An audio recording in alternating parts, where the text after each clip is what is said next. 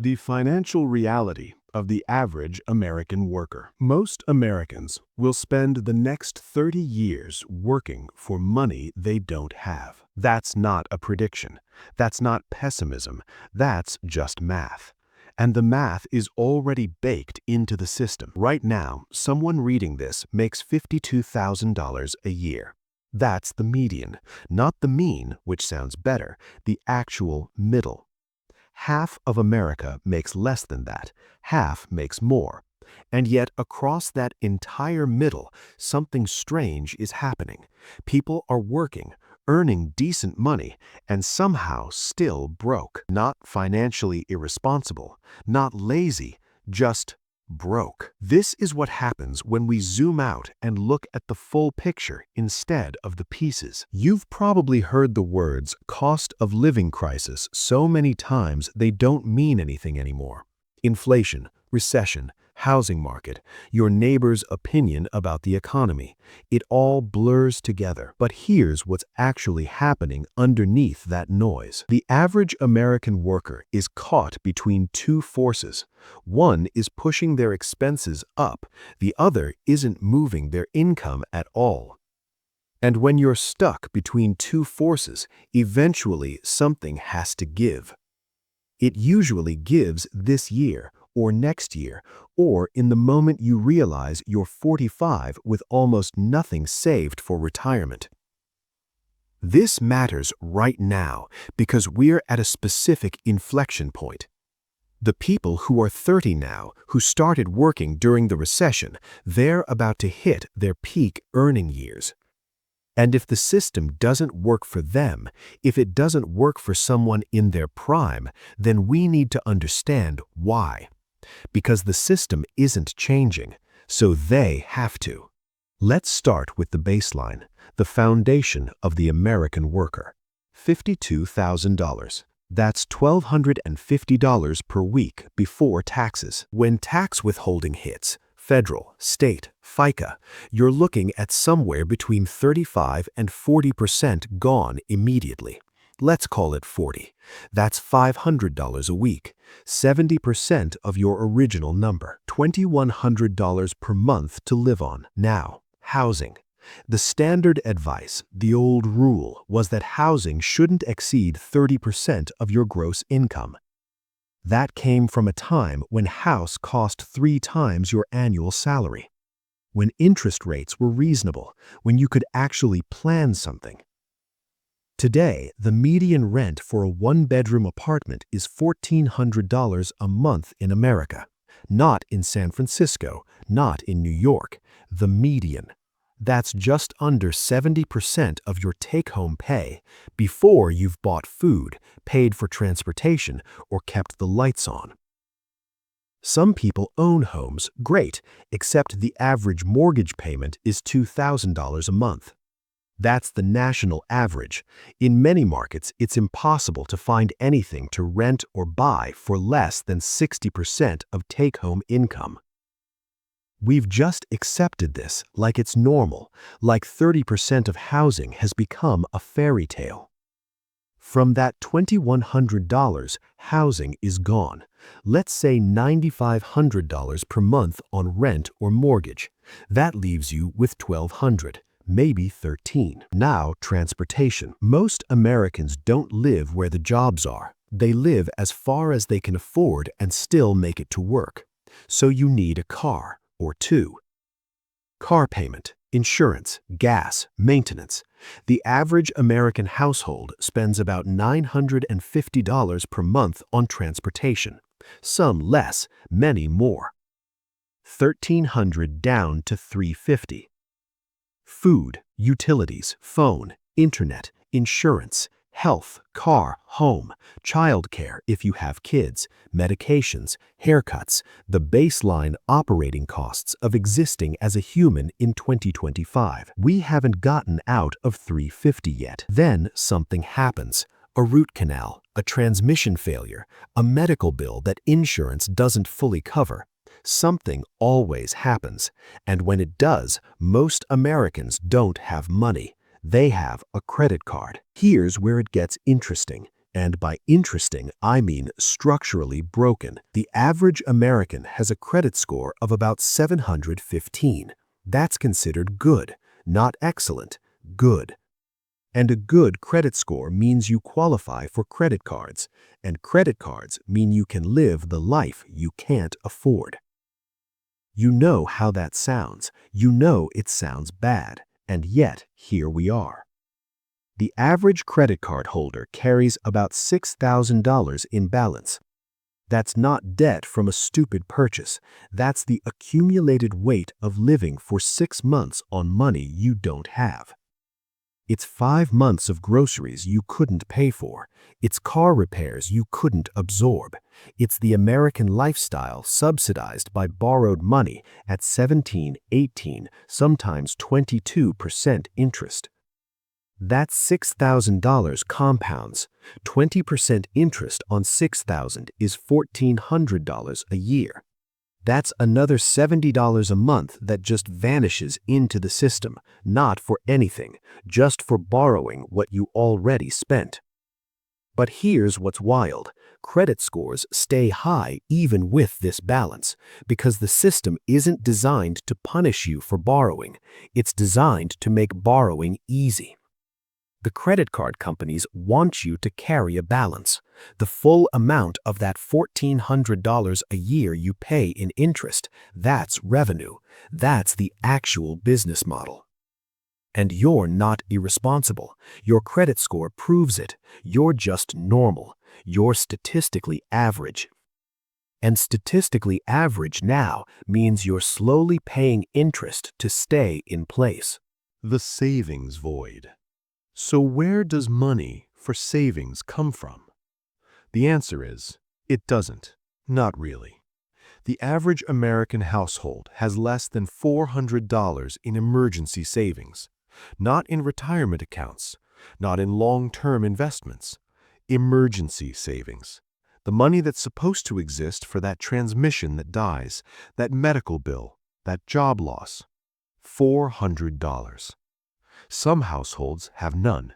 They've never had anything. They're one emergency away from either debt or a decision nobody should have to make. This isn't happening because Americans are bad with money. It's happening because there's no money to be bad with. The math doesn't work. Let's trace it. $52,000 annual income, 35 to 40% to taxes.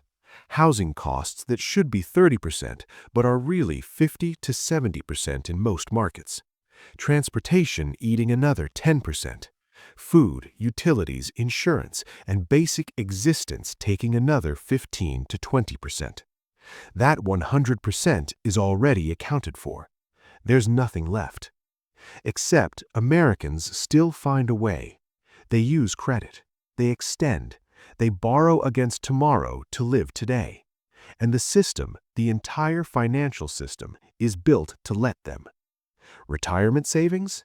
The median American household has about $85,000 saved for retirement by age 65. $85,000. That's not a typo. For someone who's about to stop earning money, that's going to be their cushion for potentially 3 decades of life. Social Security will help. The average benefit is about $1,800 a month.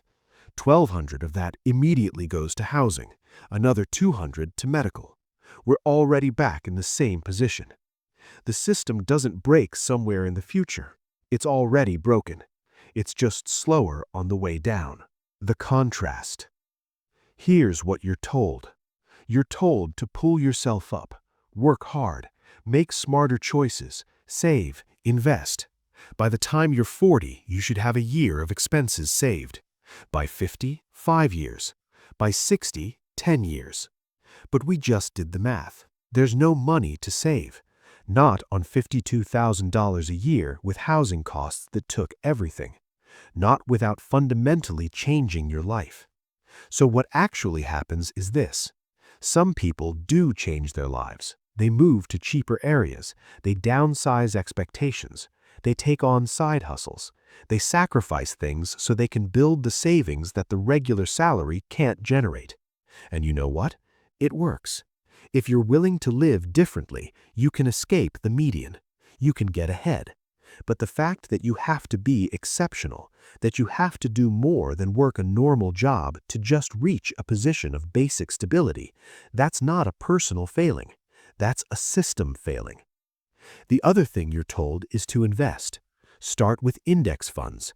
Build wealth over time. Time is your greatest asset, which is true. It is. Compound interest is real, but compound interest requires starting capital, and starting capital requires money left over after rent, food, and taxes, which we've established doesn't exist for the median worker. So, for the average American, investing isn't advice, it's fantasy. It's what to do if you're already in a position to have extra money at the end of the month, and most people aren't. The gap between what you're told to do and what's actually possible, that gap is the entire story of why the average American is struggling. Not because they're failing at what they're told, but because what they're told is fundamentally detached from their actual situation. There's something else happening that's worth understanding, because the system doesn't just accidentally fail. It has some internal logic that keeps it failing. Housing costs are high because housing is now an investment vehicle, not just shelter. Institutional investors own a huge percentage of rental properties now. They're buying houses specifically to charge as much rent as possible. That drives prices up. That drives wages down in relative terms. That's the mechanism. Credit cards exist because they're profitable. You're not the customer. Your interest payments are the product. The credit card company profits from your financial distress. So the system is actually structured to keep you just above the cliff, never totally bankrupt, never stable, always paying. Healthcare and insurance are tied to employment because 100 years ago, employers started offering it as a way to control workers without raising wages, and it stuck. So you're locked in. You need the job for the insurance. The job doesn't pay enough, but you can't leave. That's the trap. Retirement systems shifted from defined pensions to 401ks and IRAs, where the risk is entirely on you, the worker. If you make bad investment choices, that's your problem. If the market crashes right before retirement, that's your problem. The company keeps their money. You keep the risk. These aren't accidents. They're features. They're designed to work this way. And here's the thing that really matters. This system works perfectly fine if you're rich. If you have money already, you invest it. You earn passive income. You don't have to worry about emergency funds because you have money. Your wealth generates wealth. But if you're starting from nothing, working a normal job, the system has no mechanism to catch you up. It has mechanisms to keep you in place, to keep you borrowing, to keep you working. That's what the average American is experiencing. They're not failing in the system. They're succeeding in the system. They're doing exactly what it's designed for them to do. Let's actually look at what happens to an average person over time. You start at 22. You make $50,000. You get an apartment. Your life looks normal. You go out. You buy coffee. You think about saving, but it's not urgent. By 28, you're making $55,000. Rent has gone up. So has food. Your salary increased 3%. Rent increased 6%. You're slightly worse off, but you're still okay. You still think this is temporary. You think you'll get ahead soon. By 35, you're making $65,000.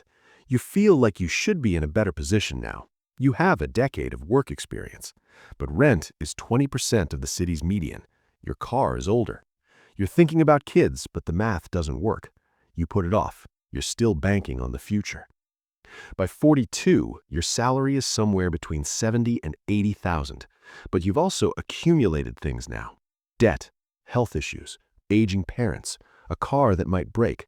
The financial stress has built muscle memory in your body. You've gotten used to anxiety about money. That's just normal now.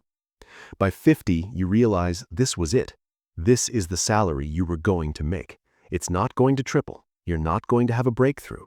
You're going to work like this until 65, and you have nothing saved. That's 30 years. 30 years of working, earning, being careful, and still ending up with basically nothing. The median retirement savings by 65 is $85,000, but you also have medical debt. You have debt from borrowing during rough years. You have the mortgage you're still paying on the house you finally bought at 43. So really, your net position is not 85,000. It's probably negative. You have liability. And then you stop earning. Suddenly, cold, at 65. That's the timeline. That's what statistically happens to the person in the middle. This isn't just a personal problem. This is a structural problem, and structural problems have cascading effects. When people are financially precarious, they can't think long-term. They can't invest in education for their kids. They can't move for better opportunities. They can't take risks. They're trapped in the immediate moment, managing cash flow. That's psychological stress. That's physical health degradation. That's entire lives narrowed down to the next paycheck. When large percentages of the population are financially trapped, the economy itself becomes fragile, because those people are also consumers. They spend less. They borrow more. When they borrow more and can't pay back, credit crises happen. That's 2008. That's multiple times in modern history. When young people see the financial reality of their parents' generation, they stop believing in institutions. They stop having kids. They stop buying homes. They delay marriage and family.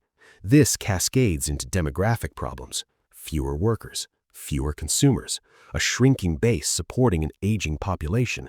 This is already happening. The fertility rate is below replacement level. Home ownership is declining. Student debt is at all-time highs. Young people aren't broken. The system is just no longer delivering on its implied promise.